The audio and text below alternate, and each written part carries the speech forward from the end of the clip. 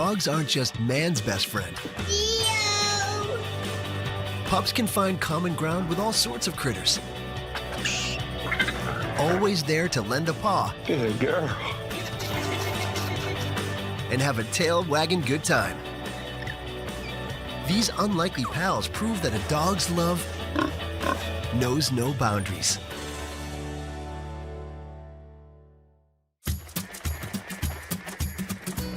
Deep in the heart of Georgia is the peaceful community of Duluth. Good morning, Rue.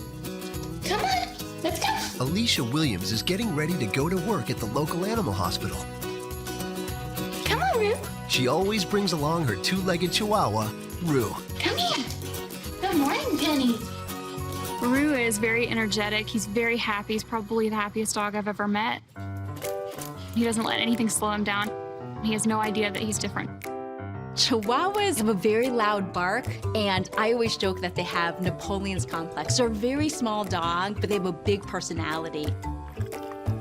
And Rue has an unlikely friend who's coming along too. Like Rue, Penny has two legs, except she's a silky chicken. This is Penny, our 2-year-old silky chicken, and this is Rue, our 1.5-year-old two-legged Chihuahua, and they're best friends. Penny is no ordinary chicken. Silky chickens get their name from their soft, fluffy appearance, which is due to the lack of barbs in their feathers. We rescued Penny from a testing facility. She has a great personality. She knows her name. She loves to sit in my lap, and she, of course, loves to cuddle with Rue. Ready to go to work? I usually open up the hospital in the mornings, so Rue and Penny get up in the mornings with me, and they ride together in the same carrier to work.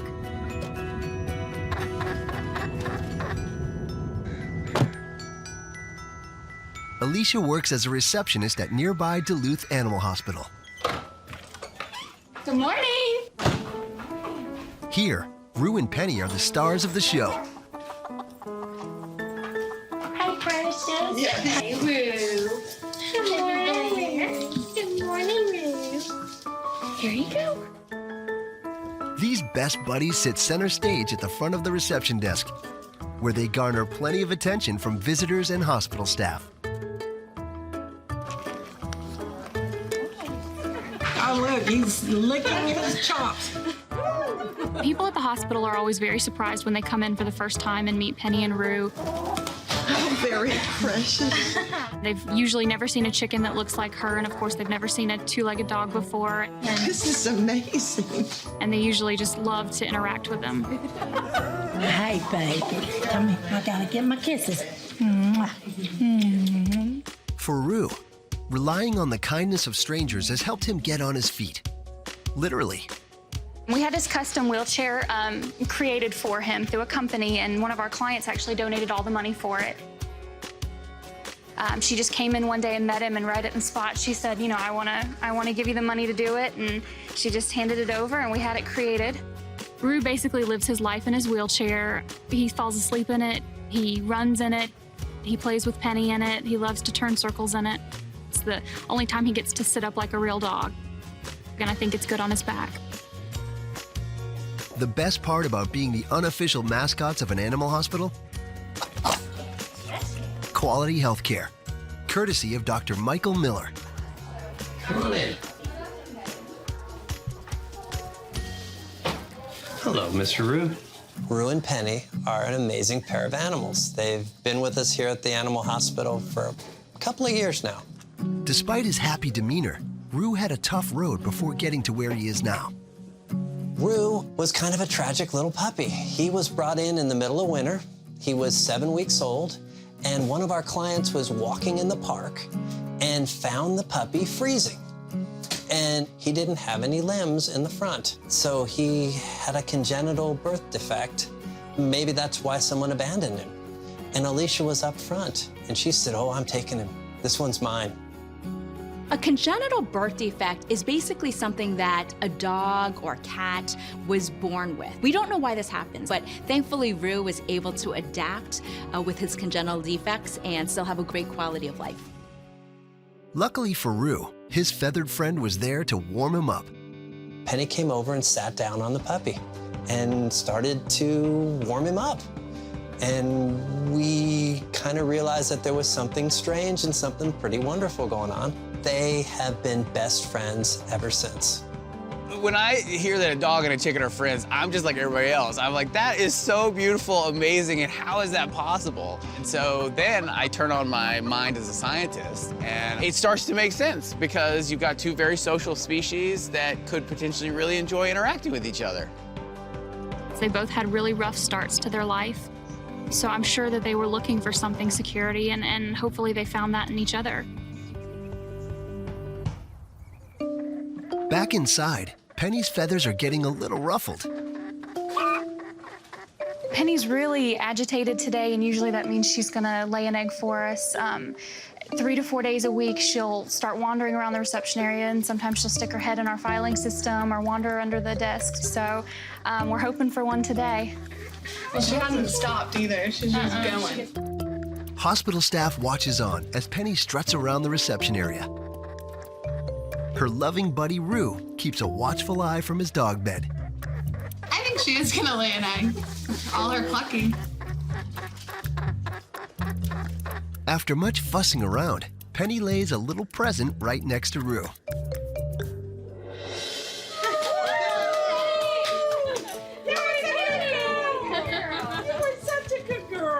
Penny will lay eggs for us, and she often lays them here at the hospital. And even though we've provided nesting boxes in dark places, she will go out in the middle of the bed, or she'll go out in the middle of the floor and she'll just lay them. And just now she laid one right next to Rue in his bed. At the end of the day, it's time for this unusual pair to head back to the nest. Bye, Alicia.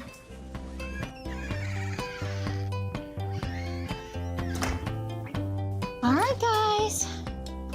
We're home. Rue and Penny have a lot to teach other people about, not going on appearances. Obviously, Rue doesn't have all his parts, and he's not perfect. He is handicapped, and he is different. And, of course, Penny doesn't care anything about that. And with Penny, she's very unusual looking. She's very different in her own regard. And, of course, Rue doesn't care anything about that. So, they just kind of show people that you don't have to be perfect or the same or anything else to be loved. I mean, you can share love with anyone.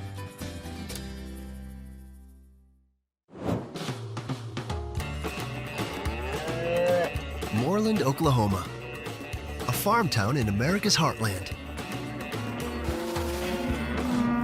Here, Don and Miranda Stidham live with their daughter, Allie. They have a 40-acre farm with crops and cows that their Australian Shepherd, Coop, loves to herd. The dog, Coop, is a super nice, super sweet dog. He's an Australian Shepherd. He just loves to play, loves the water. When it comes to play, Coop has an unusual playmate. Gotta be warm. Miranda prepares a bottle for him. You ready to go find your baby? Huh? No, get down. Get down. Come here, baby. Look, here he comes.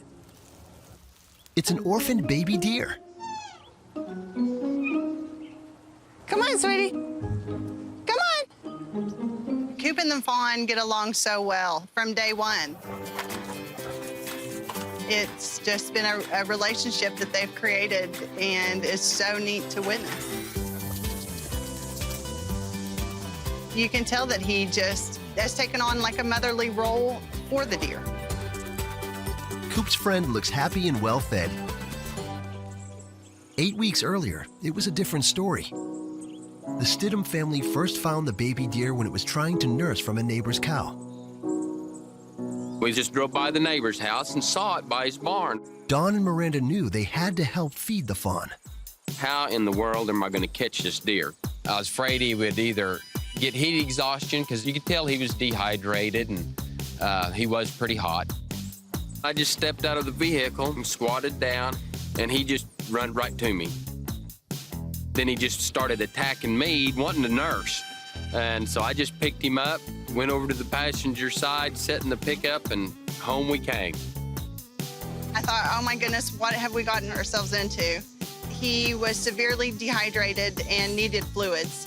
So the only thing we could come up with was to cut a finger off of a glove and put it on a pop bottle to get fluids into him. With the fawn taking in fluids, Dawn and Miranda had another worry. One of our main concerns was how Coop was going to react to the deer. We didn't want the deer in any harm's way, and we were just really concerned about it.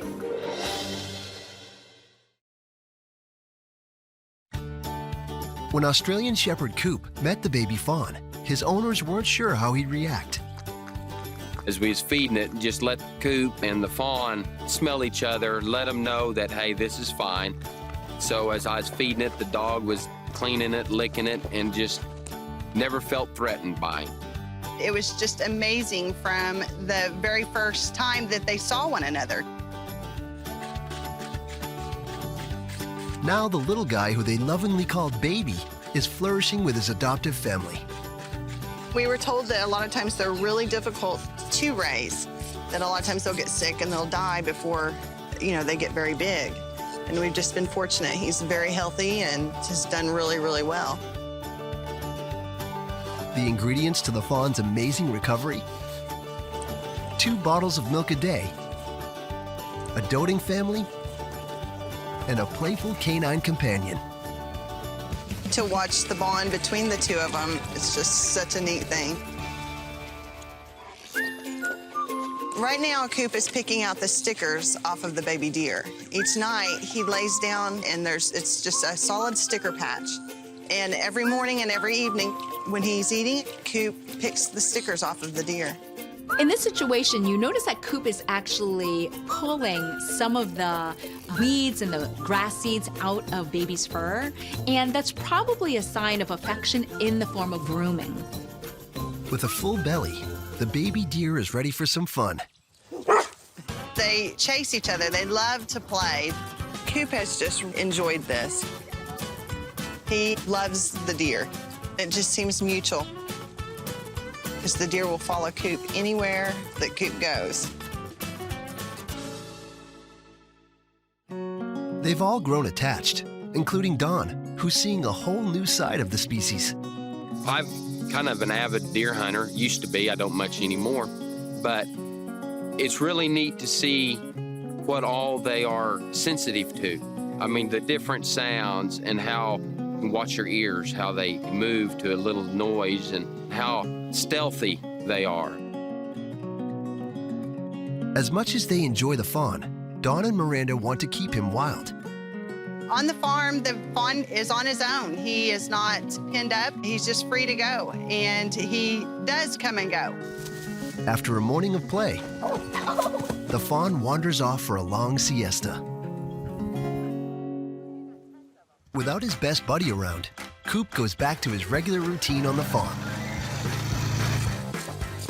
They're off to the pastures. It's more chasing for Coop, but this time, he's all work dog. As the sun begins to set, Coop and Miranda go to rustle up the fawn for his evening feeding. Come here, baby. It's so windy today, he may not be able to hear us. Where's he at, Coop? Come on, baby. Coop waits patiently for his friend, but Miranda knows the reality of the situation. One day, the fawn may not show up. I don't know what will happen when the fawn grows up. Part of me hopes that he will come see us. Finally, the fawn appears. There we go. Come on, baby. Come on. Come on. The evening feedings are the most enjoyable. That's when we get to really watch the interaction between Coop and the fawn. When the fawn becomes a buck, Coop may have to say goodbye to his best friend. We have so many deer. There'll be evenings that we'll drive by and there'll be 50 deer. I hope that he gets older and just basically joins them and goes on. Are you done? But then part of me wonders if he'll be just like a dog and stay around.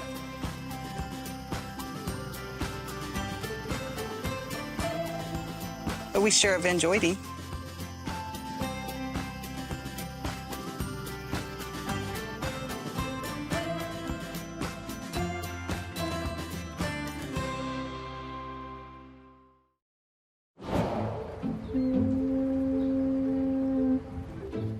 Vancouver, British Columbia, a beautiful Canadian city framed by mountains and the sea. It's the perfect home for Elaine Hu's tender-hearted Airedale Terrier, Sunshade. Every morning, Sunshade checks on her babies. But these aren't your normal pups. They're guinea pigs. Sunshade took on the motherly role of, giving love, affection, and protection to those piggies. Sunshade loved guinea pigs, period. With each new addition, she showered them with attention and love. It almost looked like a mother dog nursing puppies, except they were guinea pigs. Guinea pigs are a really fascinating species because they are actually domesticated from cavies. So cavies are a species found in South America, but they have been domesticated over the last few thousand years. It's clear that Sunshade has nothing but love for these guinea pigs, even if her nephew Jaffa doesn't share her affection. Jaffa's reaction towards the guinea pigs right from the start was very different than Sunshade. She didn't like how excited or hyper that Jaffa got around the guinea pigs, so she didn't let him near them. For Jaffa, it's only natural for the little critters to bring out the predator in him. Airedale Terriers are one of the largest of the Terrier breed. They are one of my favorite dogs because they are very loyal. I usually describe them as a one-person type of dog. They love one person, they're extremely bonded to that one person, but interestingly enough, they usually hunt vermin. Ironically, that killer instinct brought Sunshade and the guinea pigs together when she was recruited by a local pet store to sniff out wild mice. After her work was done, Sunshade would stop at the guinea pig cages and stare for hours. She would basically just wait there until they come out from their hutches, and she'd watch them wag her tail. It was just total curiosity, fascination, and just wanting to be friends. Is that the piggy cage? I don't really have an idea why Sunshade took special interest with the guinea pigs.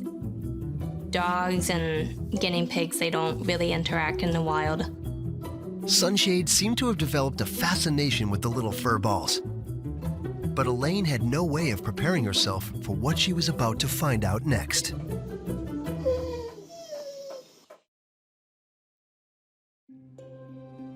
Elaine Hu's dog Sunshade was obsessed with guinea pigs.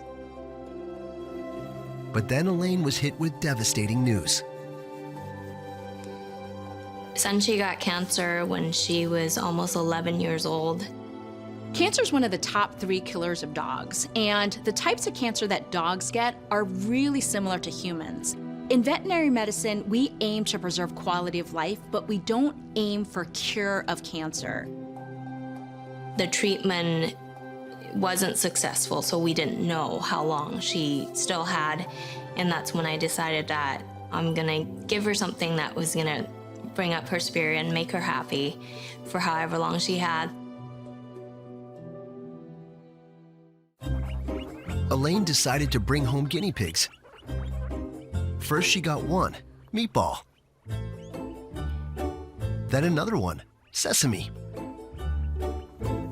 Now Sunshade was in piggy heaven. She took them in like they were her own puppies. Sunshade sometimes would put her head over Meatball and sleep like that. That's how she shows her affection.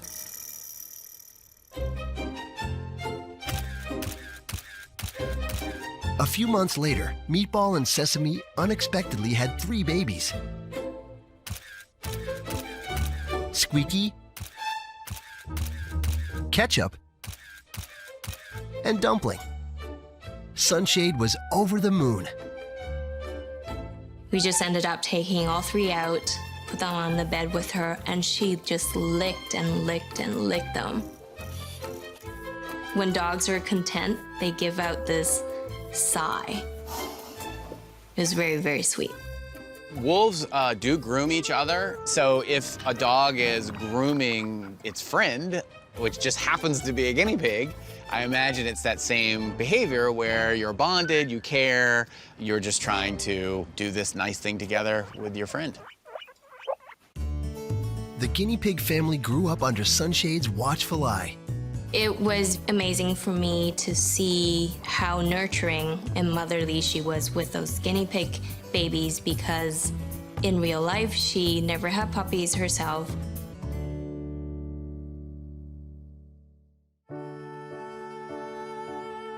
When one of the piggies, Ketchup, suddenly died, Sunshade's grief was heartbreaking.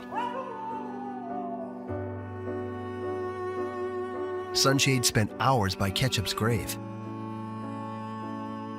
That entire day, she laid by the grave, and there was just that overwhelming sadness. She used to love her walks. I couldn't get her to move away from the grave. Dogs definitely feel signs of grief. People underestimate how much dogs will grieve when either a two-legged or four-legged companion has passed. Signs of grief in dogs could be things from lying in a certain location, to not wanting to eat, to whining or crying out, to shaking. When in doubt, talk to your veterinarian if you're noticing these signs, because we can always work with you to help your pet get through some of these episodes of grief. As life went on, Sunshade continued to shower the remaining guinea pigs with love. Good girl. Unfortunately, Sunshade's cancer kept spreading. She continued to rely on her guinea pigs for comfort, even in the hospital. When we went to visit her, she didn't really want to eat. There was no light in her eyes. So the second time that I went back to visit her, I decided to bring a guinea pig for her. I think having the guinea pig there really brought her spirit up. Sunshade passed away in May 2014. For Elaine, her memory lives on. And she still has Jaffa and the rest of the guinea pigs. Losing a pet is so hard. And I always tell people, take the time to grieve. Everyone's going to express grief a little bit differently, but it is true grief because we've truly lost a four-legged family member. Go see the piggies? Let's go see the piggies. Let's go see the piggies. No, you can't eat their carrot. Oh my God. Although she's gone, Sunshade's wholehearted ability to love another species will stay with Elaine forever. People loved that connection that she had. It showed the love on a different level, interspecies. And I had people saying that, well, if animals can do this, why can't people love each other and we all get along? That was very special. And she'll always be in my heart.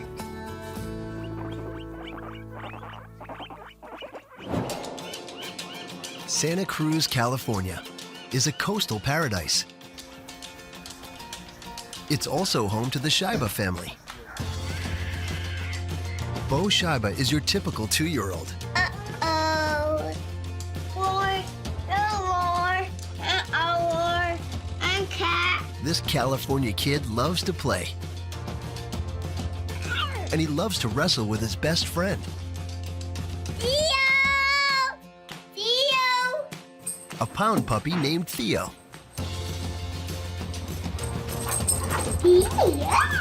They're almost like twins in a sense because they've really kind of grown up together. It's Theo. Theo really just wants to be around Bo. Whatever Bo is doing, Theo wants to have something to do with it.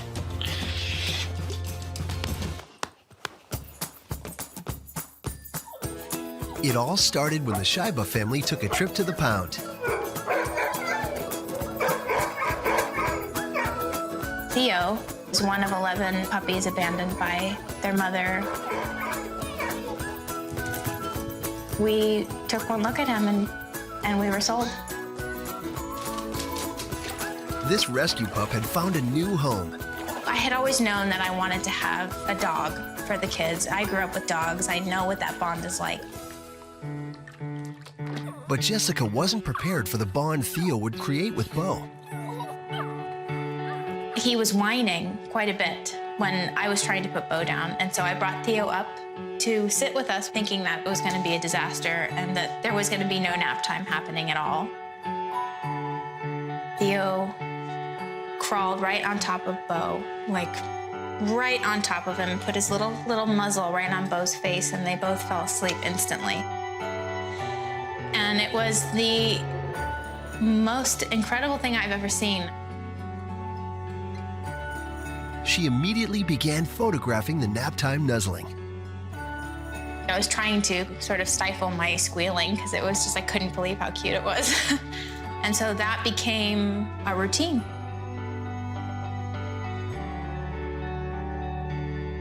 The relationship speaks for itself, and I think that the emotions that are conveyed without any sort of words.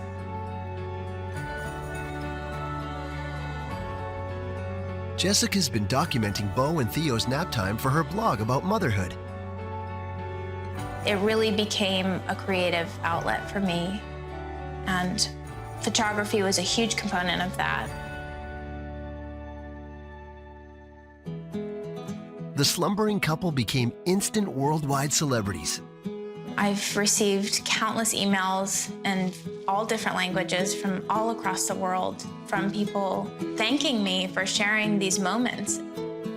I think that, when we see puppies and babies and young kids together, it just reminds us of one of the most beautiful things about life. It's sort of a hopeful thing that despite all the noise in life, that there's this core innocence and hope in these types of relationships.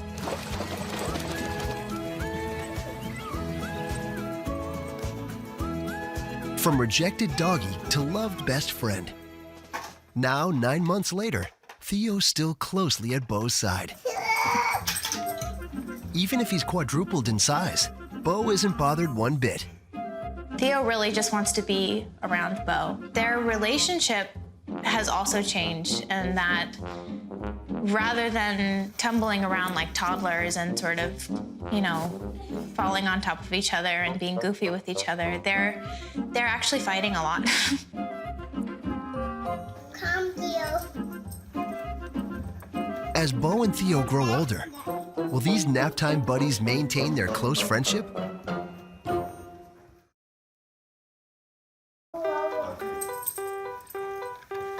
Two-year-old Bo Shiba is growing up, and he's learning to take care of his bigger brother.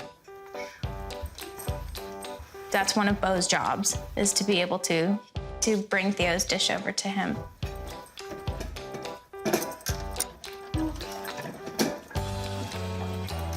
Can we have some bites of eggs too, Bo? No, Mama, no. It's good for you. Fill your belly up and give you lots of energy. With so much energy to burn, it's important for these youngsters to get out of the house. Well, those are Zoe's shoes. Well, you have to wear your own shoes. Dad. Come on, buddy. Dad, Justin, knows just where to take them. You ready to go to the beach? Okay, let's get ready to go. Come on. You're up, buddy. Even in the car, Theo gets a seat-belted spot right beside Bo. We make sure that they're very active in the morning for the first 3 or 4 hours before nap time. That's generally their most energetic time of day. What's the dog say?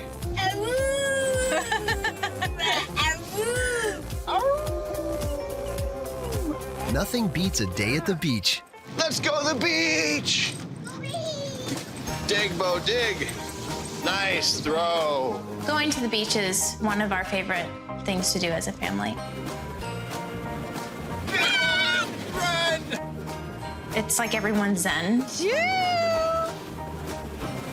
But it's also a really happy place for them because I think they sense the freedom, throwing the balls and the frisbees and digging holes, and Theo's just very involved with Bo and vice versa. Yay, Theo! Is it fun? Got it, come on. It's our favorite thing. Digging and fetching can wear a boy and his dog out. Theo, smile. Back at home, they'll catch some Z's. Puppies in general need about 18 hours of sleep a day.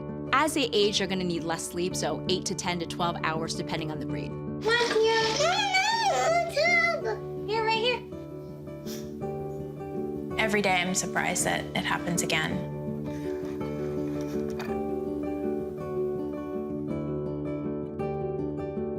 Jessica, once more, captures the cuteness. The closer they are, the better they sleep. I think having somebody next to them and feeling their warmth and their heartbeat is why they sleep as soundly as they do together, and they find that comfort in each other. Babies and puppies, people absolutely love because they're both young, they're both really innocent, they're both adorable. And so I always say if you are gonna introduce a new pet into the household, you ideally wanna do it when they're young. Once Bo outgrows his nap time, he might not need a cuddle buddy anymore. Night, buddy, right here. See, Nat Geo. Bo's getting to an age where he's not gonna need naps every day. In the end of the day, they're very, very sweet and nurturing with each other. And at nap time especially, you can see that bond that they built and that formed when Theo came home with us has really lasted. It's been very, very sweet.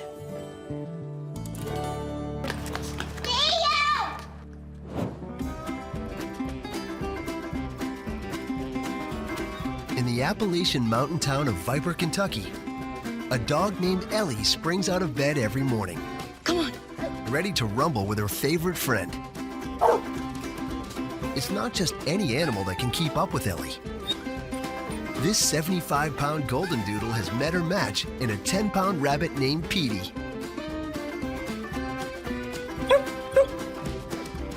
Ellie and Petey just instantly connected. From the first chase, they've always been together. They're inseparable. And it was love at first sight ever since.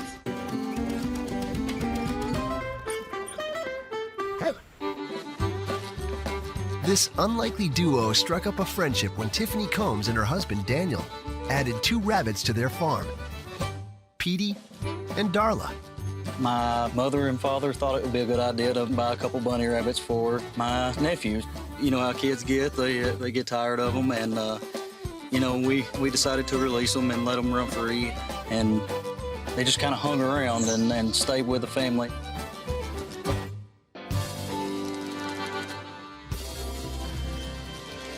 With these new additions roaming the farm freely, Tiffany and Daniel had one fear, that their dog, Ellie, would turn into a predator.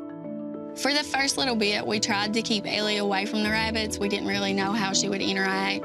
We thought that she would probably try to eat him. One day I came out and Petey was running, and I happened to see Ellie behind him. You know what I was thinking? Bad news for Petey. Then, instead of an attack, something unexpected happened. All of a sudden, Petey turned around on Ellie, and I found my 75-pound golden doodle running away from a rabbit. It's just been extraordinary, in my opinion, ever since I've seen it that day. Petey and Ellie have been inseparable ever since, spending all day, every day together. Playing hide and seek, going for walks, or just roughhousing. Even night doesn't deter the tireless duo. Ellie and Petey play together, usually daylight to dark. As long as they're together, these playful mates appear content. But could Ellie help Petey overcome a tough loss?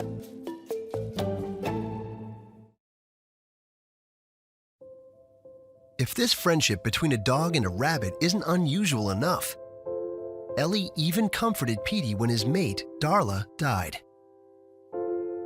It wasn't too long ago that Darla passed away. Petey was definitely devastated.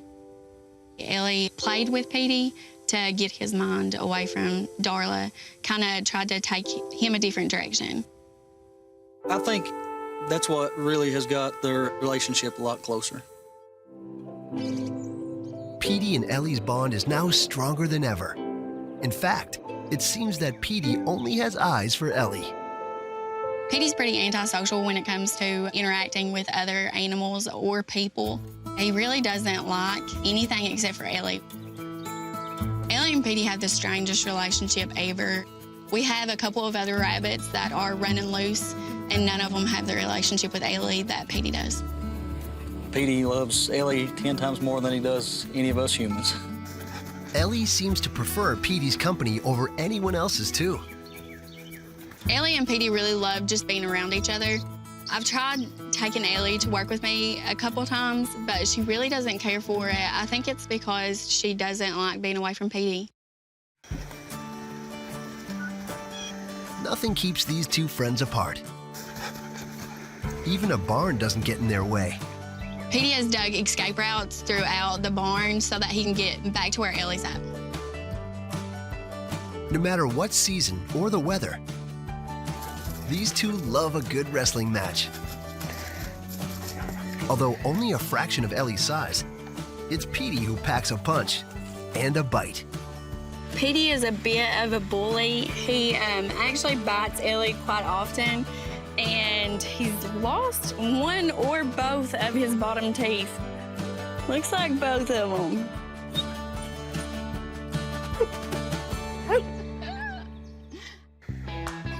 A dog and a rabbit chasing each other for fun.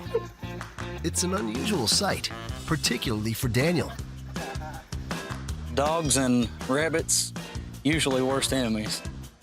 I've grown up in a region where rabbit hunting is a big thing. Ellie and Petey the rabbit that like to chase and play, it's kind of remarkable in that you might imagine the dog would eventually maybe bite. I think one idea is that through domestication, some groups of dogs have really been selected very strongly against predatory behavior. The hot Kentucky summers can take their toll for such a playful duo. And Petey had a close call not too long ago. One day I did find Petey laying over by the creek bed. Ellie was over top of him, kind of nudging Petey. We grabbed Petey and gave him some water. We believe that Petey got really dehydrated during the chase with Ellie. Ellie was really trying to nurture him back to life. So right then I knew that Ellie had a strong relationship with Petey. A day or two later, Petey was Petey again. Now, these two make sure to stay cool and hydrated at their local swimming hole. Come here. Look, come here, my girl. Get in. Rabbits aren't known for liking water, but Petey isn't your average bunny. Ellie loves it, and Petey will go out and float with her every now and then. When Petey's had enough, he has no problem letting Ellie know.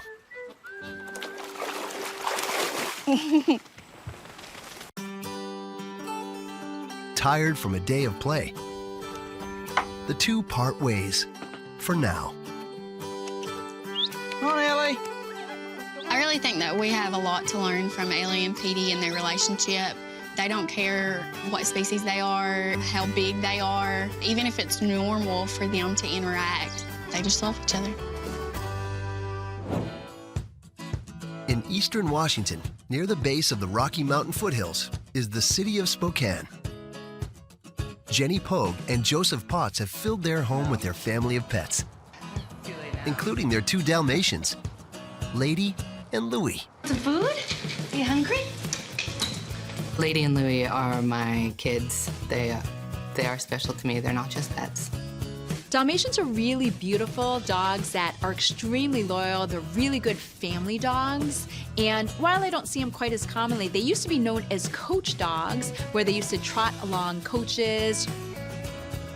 And these dogs have a special friend that defies logic.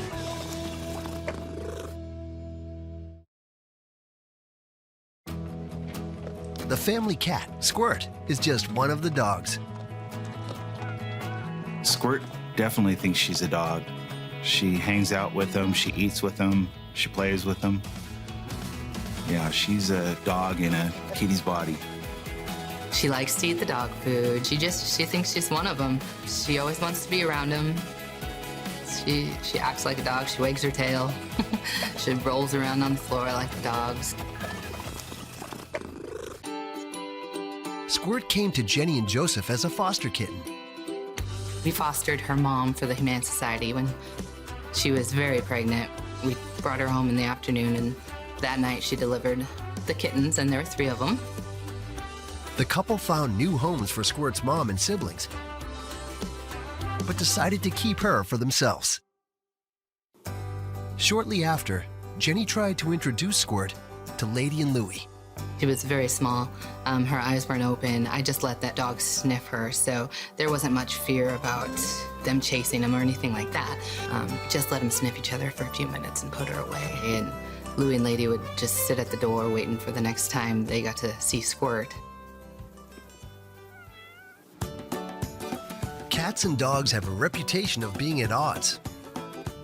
Jenny was surprised when she saw the new housemates become playmates. Squirt became really attached to the dogs. They bonded with each other, and I wasn't expecting such a bond, and Squirt would just run right over to the dogs and start playing with them or climbing on them or whatever she could do to them. Squirt likes to play with their tails, especially when she was small.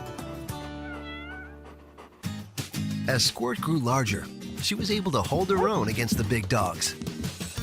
When she was little, the dogs would usually be pretty mellow, not get up and chase her or try to paw at her. As she grew a little, it got a little rougher, but it was still all play fighting. If it did become too much, Squirt always ran off, but it usually didn't. But Squirt is usually the one that would initiate the play fight and sometimes take it to a higher level. Squirt quickly became another one of the dogs. But her friendship with Lady and Louie was tested when their animal family grew larger.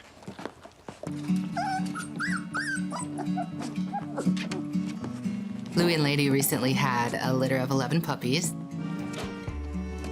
They are almost 4 weeks old, and they are a joy. They're lots of fun. Most people don't know that Dalmatian puppies, when they're born, are actually white, and their spots will develop later. Squirt wasn't quite sure what to make of the little pups. Squirt watched the puppies being born from a distance, and today we're going to try to introduce her to them. Jenny tries to play Squirt with the puppies.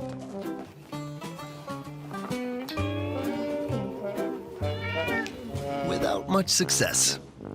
I think Squirt might be a little jealous of the puppies since Lady spends so much time with them and is not spending as much time with her. So I think maybe that's why there's the indifference there. Although Lady and Louie now have parental responsibilities to attend to, they still make time for their feline buddy. When Lady takes a break from the puppies, she usually finds Squirt and Louie to hang out with. Squirt will always be special to Louie and Lady, and the puppies are not going to change that. Squirt, Lady, and Louie. This playful trio puts a smile on anyone's face. People that come and see their relationship are usually pretty shocked. Most people are under the impression that it's cats versus dogs, and with them, they see them eating together, drinking together. It's just not something that you see every day, so it is pretty shocking for most people that see them. I just think it's a pretty amazing thing to have, happen in front of you. It's pretty heartwarming. When it comes to friendship, dogs don't discriminate. This is amazing. And their capacity to love unconditionally continues to inspire. All of these relationships, each are idiosyncratic and about those individuals and something about their personality.